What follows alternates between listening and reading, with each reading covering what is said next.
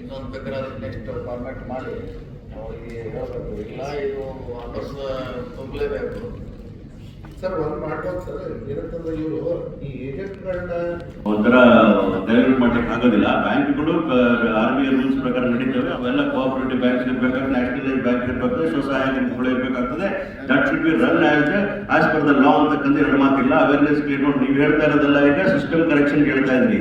ನಾನು ಕೇಳ್ತಾ ಇರ್ತೀನಿ, ನಿನ್ನೆ ನಡೆದಂತ ಬಾಣತಿಯನ್ನ ಮಾನವೀಯತೆ ಆಧಾರ ನೋಡಿದ್ರೆ, ಮನುಷ್ಯತ್ವ ನೋಡಿದ್ರೆ ಹೊರಗಡೆ ಆಗ್ತಾ ಇರ್ತಕ್ಕಂಥದ್ದು. ಹೌ ಡು ವಿ ಕನ್ಸಿಡರ್ ಲಾ ಒಂದ್ ಕಡೆ ಇರಲಿ, ಕಾನೂನುಗಳು ಒಂದ್ ಕಡೆ ಇರಲಿ, ಅದ್ರ ಬಗ್ಗೆ ನಾನು ಇಲ್ಲ ಅಂತ ಹೇಳಿಲ್ಲ. ಈಗ ಸಚಿವರುಗಳಿಗೆ, ಜಿಲ್ಲಾ ಉಸ್ತುವಾರಿ ಸಚಿವರುಗಳಿಗೆ ಅವೇರ್ನೆಸ್ ಕ್ರಿಯೇಟ್ ಮಾಡಬೇಕು, ಜನಗಳಿಗೆ ಬುದ್ಧಿ ಬರಬೇಕು ನಿಜ. ಆದ್ರೆ ಒಂದು ತಿಂಗಳ ಮಗು ಇಟ್ಕೊಂಡಿರ್ತಕ್ಕಂಥವ್ರು ಬಾಣತಿಯನ್ನ ಹೊರಗಡೆ ಆಗ್ತಕ್ಕಂಥ ಪದ್ಧತಿನ ಕರ್ನಾಟಕ ರಾಜ್ಯ ಒಪ್ಪಲಿಕ್ಕೆ ಸಾಧ್ಯವ ಅನ್ನೋ ಪ್ರಶ್ನೆ ಕೇಳ್ತಾ ಇದ್ದೀವಿ. ಇದು ಕೇವಲ ಬೆಳಗಾವಿ ಅಲ್ಲ, ಇಡೀ ರಾಜ್ಯದಲ್ಲಿ ನಡೀತಾ ಇರ್ತಕ್ಕ ಒಂದು ಕಡೆ ಆದ್ರೆ, ಇನ್ನೊಂದು ಕಡೆ ನಾವು ಮಾತಾಡ್ಬೇಕಾದ್ರೆ ಮೀಟರ್ ಬಡ್ಡಿ ದಂಧೆ ಮಾಡ್ತಕ್ಕಂಥವ್ರು ಬಹಳ ಜನ ಇದ್ದಾರೆ. They are also in real estate doing all sorts of illegal activities. ಎರಡನೇ ಕಡೆ ಮೀಟರ್ ದಂಧೆ ಮಾಡ್ತಕ್ಕಂಥದ್ದು 10%, 15%, 20% ಬಡ್ಡಿ ತಗೊಳ್ತಕ್ಕಂಥದ್ರ ಬಗ್ಗೆ ಯಾವ ಕಾನೂನಿನ ಕ್ರಮ ಕೈಗೊಳ್ಬೇಕು ಅಂತಕ್ಕಂಥ ನಾನು ನಿಮ್ಮನ್ನ ಕೇಳ್ತಾ ಇದ್ದೀನಿ. ಕೇವಲ ಬೆಳಗಾವಿ ಮಾತ್ರ ಅಲ್ಲ, ಇಡೀ ರಾಜ್ಯದಲ್ಲಿ ಇವತ್ತು ಬಡವರನ್ನ ಅವ್ರ ಕತ್ತಿಸಿ ರಕ್ತ ಹಿಡ್ತಕ್ಕಂಥ ಗುಂಪುಗಳಿವೆ. They are suppose to be big persons in the society.